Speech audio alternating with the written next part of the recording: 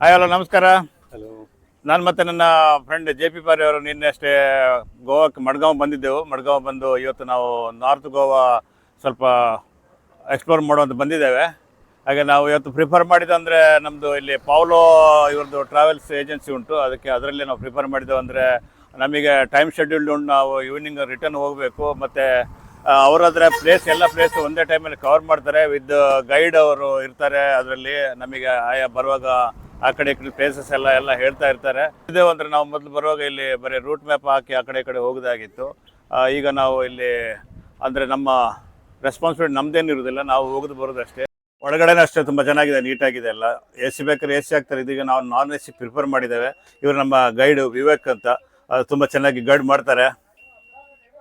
ನಾವೀಗ ವ್ಯಾಗಾಟ ಬೀಚ್ ಕಡೆ ಹೋಗ್ತಾ ಇದ್ದೇವೆ. ನೋಡಿ ಎಂಟ್ರೆನ್ಸ್ ಹೀಗೆ ಇಲ್ಲಿ. ಆ ಕಡೆ ಈ ಕಡೆ ಎಲ್ಲ ಶಾಪ್ಸ್ ಎಲ್ಲ ಇದೆ. ತುಂಬ ಚೆನ್ನಾಗಿರುವ ಶೋ ಐಟಮ್ಸ್ ಎಲ್ಲ ಕಾಣ್ತಾ ಉಂಟು.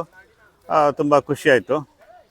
ಯಾವುದು ಪರ್ಚೇಸ್ ಮಾಡಬೇಕಾ ಬೇಡ ಮತ್ತೆ ನೋಡ್ತಾ ಇದ್ದೇನೆ.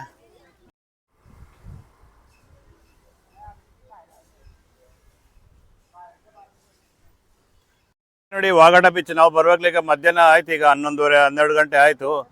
ಸ್ವಲ್ಪ ಬಿಸಿಲು ಜಾಸ್ತಿ ಇದೆ ಇಲ್ಲಿ. ಬರೀ ರಾಕ್ಸ್ ಫಾರ್ಮೇಷನ್ ಆಗಿದೆ ಜಾಸ್ತಿ. ಇಳಿಲಿಕ್ಕೆ ಸ್ವಲ್ಪ ಸ್ಟೀಪ್ ಇದೆ. ಹೇಳಿದ್ರು ಬರುವಾಗಲೇ ಜಾಸ್ತಿ ಎಲ್ಲ ಕೆಳಗಡೆ ಹೋಗಬೇಡಿ, ಸ್ಲಿಪ್ ಆಗ್ತದೆ. ಮೊನ್ನೆ ಅಷ್ಟು ಯಾರೋ ಇದರಲ್ಲಿ ಮಿಸ್ ಆಗಿದ್ದಾರೆ ಅಂತ ಅಲ್ಲಿ ಆ ಬಂಡೆ ಮೇಲೆ ಕೂತವರು. ಬೀಚ್ ಮಾತ್ರ ಒಂಥರ ಯುನೀಕ್ ಲುಕ್, ಭಾಳ ಚೆನ್ನಾಗಿದೆ. ಸ್ವಲ್ಪ ಡೀಪಲ್ಲಿದ್ದರೂ ಭಾಳ ಚೆನ್ನಾಗಿ ಕಾಣ್ತಾ ಉಂಟು.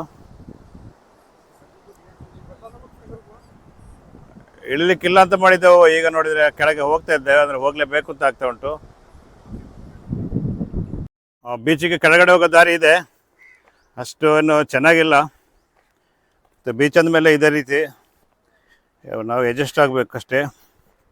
ಏನಾದರೂ ಸುತ್ತ ಐಡಿಯಾ ಇದ್ದರೆ ನೋಡಿ, ಈ ಥರ ರೆಂಟಲ್ ಬೈಕ್ ಸಿಗ್ತದೆ, ಇದನ್ನು ಪ್ರಿಫರ್ ಮಾಡ್ಬೋದು. ಇಲ್ಲಾಂದರೆ ಬೈಕ್ ಟ್ಯಾಕ್ಸಿಗಳು ಸಿಗ್ತದೆ, ಅದಲ್ಲಿ ಬರ್ಬೋದು. ಅದಂದರೆ ಅವರು ಫುಲ್ ಡೇಗೆ ಎಷ್ಟು ಚಾರ್ಜ್ ಮಾಡ್ತಾರೆ ಗೊತ್ತಿಲ್ಲ. ಎಲ್ಲರೂ ಎಂಜಾಯ್ ಮಾಡ್ತಾ ಇದ್ದಾರೆ. ನೀರಿಗೆ ಮಾತ್ರ ಯಾರು ಇಳಿದು ಕಾಣ್ತಾ ಇಲ್ಲ. ನಾವಂತೂ ಇಳಿದಿಲ್ಲ, ಯಾಕಂದರೆ ನಾವು ಏನು ರೆಡಿಯಾಗಿ ಬರಲಿಲ್ಲ. ಮತ್ತೆ ಪುನಃ ಒದ್ದೆ ಬಟ್ಟೆಯಲ್ಲಿ ಹೋಗೋದು ಕಷ್ಟ ಕಾಣ್ತದೆ, ಹಾಗೆ ನಾವು ಇಳಿತಾ ಇಲ್ಲ.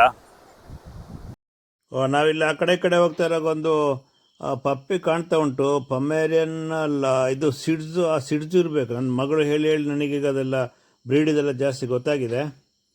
ಓಹೋ, ಭಾರಿ ಚೆಂದ ಇರಬೇಕು. ಎಲ್ಲ ಫೋಟೋ ತೆಗಿತಾ ಇದ್ದಾರೆ, ವಿಡಿಯೋ ಮಾಡೋರು ವಿಡಿಯೋ ಮಾಡ್ತಾ ಇದ್ದಾರೆ. ಅಂತ ಟೋಟಲಿ ನಾವು ಸಹ ಎಂಜಾಯ್ ಮಾಡ್ತಾ ಇದ್ದೇವೆ.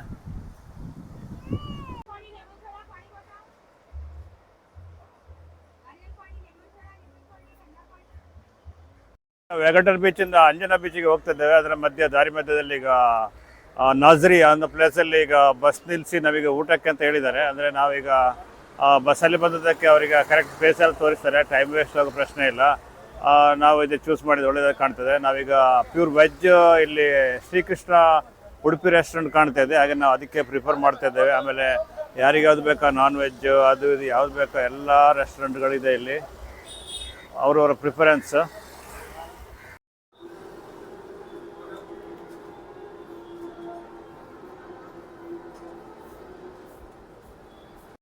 ನಾವು ಹೈದರಾಬಾದಿ ಬಿರಿಯಾನಿ ಪ್ರಿಫರ್ ಮಾಡಿದೆವು, ಆರ್ಡರ್ ಮಾಡಿದೆವು, ಬಂತು. ಟೇಸ್ಟ್ ನೋಡಿದೆ, ಭಾಳ ಚೆನ್ನಾಗಿತ್ತು. ಇವರು ಅದನ್ನೇ ಪ್ರಿಫರ್ ಮಾಡಿದ್ದಾರೆ.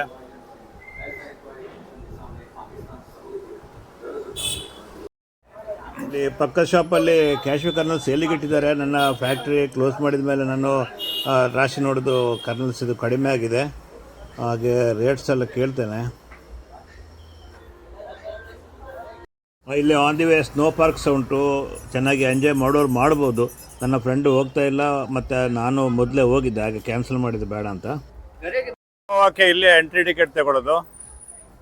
ಎಂಟ್ರಿ ಟಿಕೆಟ್ ಬಂದು 500 ಚಾರ್ಜ್ ಮಾಡ್ತಾರೆ. ಅಲ್ಲೇ ಹೋಗ್ತಾ ಇದ್ದಾರೆ ಕೌಂಟ್ರ್ ಪಕ್ಕ. ಹಾಗೆ ಈಗ ಮುಂದೆ ಬಂದು ನಾವು ಅಂಜನಾ ಬೀಚಿಗೆ ಬಂದೆವು. ಇಲ್ಲಿಗ ಬೀಚ್ ನೋಡಿದರೆ ಸರಿಯಾಗಿ ಬಿಸಿಲು ಹೊಡಿತಾ ಉಂಟು. ಮತ್ತು ಬೀಚೇನು ಡಿಫರೆನ್ಸ್ ಇಲ್ಲ, ಎಲ್ಲ ಬೀಚು ಒಂದೇ ಥರ ಕಾಣ್ತಾ ಉಂಟು ನಮಗೆ.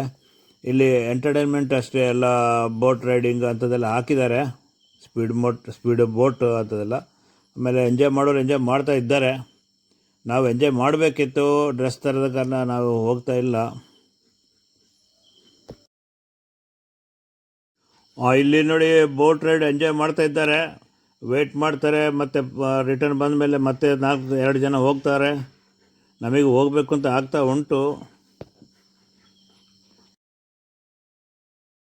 ಇಲ್ಲೆಲ್ಲ ನೋಡಿ ಎಲ್ಲ ಆಯಿತು. ನಾವಿನ್ನು ಮತ್ತೆ ಪುನಃ ನಮ್ಮ ವೆಹಿಕಲ್ನ ಹತ್ರ ಹೊರಡ್ತೇವೆ.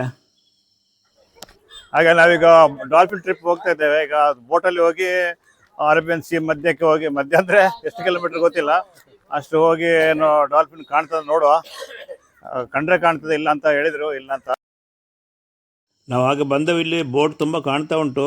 ಯಾವ ಬೋಟ್ ನಮ್ಮದು ಗೊತ್ತಿಲ್ಲ, ಚಿಕ್ಕ ಚಿಕ್ಕ ಬೋಟೇ ಇಲ್ಲ. ಜನಗಳು ಸಹ ರೆಡಿ ಆಗಿದ್ದಾರೆ. ಒಂದು ದೊಡ್ಡ ಬೋಟ್ ಆ ಕಡೆ ಇತ್ತು, ಎಲ್ಲ ನಾವು ಕೂತ್ಕೊಳ್ತೇವೆ, ಹೋಗ್ತಾ ಇದ್ದೇವೆ ಒಳಗೆ. ಈಗ ಕೂತೆವು, ಇನ್ನೀಗ ಸ್ಟಾರ್ಟ್ ಮಾಡ್ತಾ ಇದ್ದಾರೆ.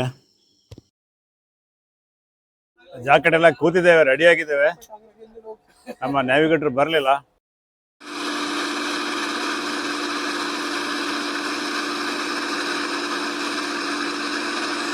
ಡಾಕ್ಟ್ರೇ, ಡಾಲ್ಫಿನ್ ಕಾಣ್ತಾ ಉಂಟಾ? ಅದು ಚಿಕ್ಕ ಮೀನು, ಡಾಲ್ಫಿನ್ ಅಲ್ಲ. ಚಿಕ್ಕದು ಆ್ಯಕ್ಚುಲಿ ಕಂಡಿತು. ಅವರು ಖಂಡಿತ ಹೇಳಿದರು ಆ ಕಡೆಯವರು. ಮೇಲೆ ಬರಲಿಲ್ಲ, ಅದು ಹಾರಲಿಲ್ಲ ಅಷ್ಟೇ, ಫ್ಲೈ ಮಾಡಲಿಲ್ಲ. ನಮ್ಮ ಬೋಟಲ್ಲಿ ಸಹ ಅಷ್ಟೇ, ಎಲ್ಲ ಮಕ್ಕಳು, ಫ್ಯಾಮಿಲಿ ಎಲ್ಲ ಇದ್ದಾರೆ. ಯಾರು ಎಲ್ಲ ಖುಷಿಯಲ್ಲೇ ಇದ್ದಾರೆ, ಯಾರು ಹೆದರಿಕೆಯಲ್ಲೇನೂ ಇಲ್ಲ.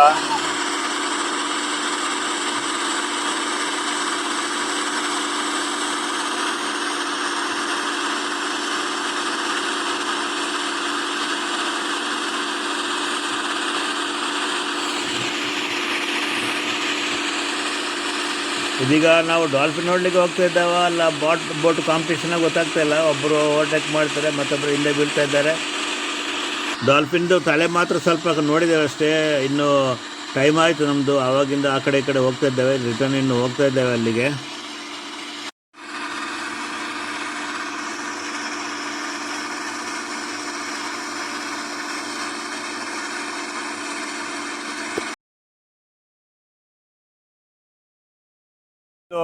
ಕ್ರೂಸ್ ರೈಡಿಗೆ ಹೋಗ್ತಾ ಇದ್ದೇವೆ, ಎಂಟರ್ಟೈನ್ಮೆಂಟಿಗೆ. ಅನ್ನೊಂದು ಬೋರ್ಡಿಂಗ್ ಪಾಸ್ ನೋಡಿ ಇಲ್ಲಿ ಉಂಟು, ರೆಡಿ ಆಗಿದೆ, ಎಲ್ಲ ವೇಟ್ ಮಾಡ್ತಿದ್ದಾರೆ.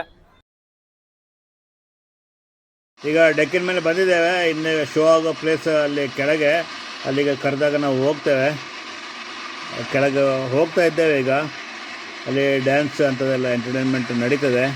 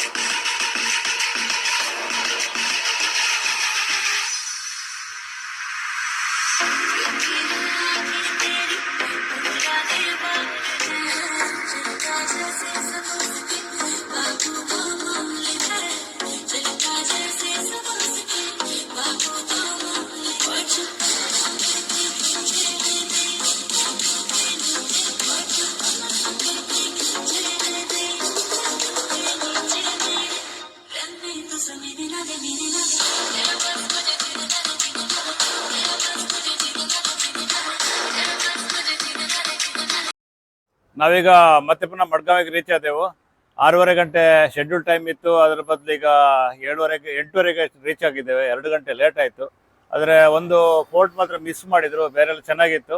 ಇನ್ನು ನಮ್ಮದು ಟ್ರೈನ್ ರಾತ್ರಿ 12 ಗಂಟೆಗೆ ಶೆಡ್ಯೂಲ್, ಅದು ಲೇಟಾಗಿ ಬೆಳಿಗ್ಗೆ 6:30 ಅಂತ ಆಯಿತು. ಹಾಗೆ ನಾವಿನ್ನು ಮತ್ತೆ ಪುನಃ ಊಟ ಮಾಡಿ ರೂಮಿಗೆ ಹೋಗಿ ಮತ್ತೆ ಪುನಃ ಮಲಗ್ತೇವೆ. ಬಾಯ್. ಹಲೋ ನಮಸ್ಕಾರ. ನಾವೀಗ ರೂಮೆಲ್ಲ ವೆಕೇಟ್ ಮಾಡಿ ಮಡ್ಗಾಂವ್ ರೈಲ್ವೆ ಸ್ಟೇಷನ್ಗೆ ಬಂದಿದ್ದೇವೆ. ಹಾಗೆ ನಮ್ಮ ಟ್ರೈನ್ ಈಗ ಸ್ವಲ್ಪ ಹೊತ್ತಲ್ಲಿ ಬರ್ತದೆ. ಮತ್ತೆ ಪುನಃ ಊರಿಗೆ ಹೋಗ್ತಾ ಇದ್ದೇವೆ. ಹಾಗೆ ನಮ್ಮ ಈ ವಿಡಿಯೋ ಇಷ್ಟವಾಗಿದ್ದರೆ ಲೈಕ್ ಮಾಡಿ, ಶೇರ್ ಮಾಡಿ ಹಾಗೂ ಸಬ್ಸ್ಕ್ರೈಬ್ ಮಾಡಿ. ಬಾಯ್.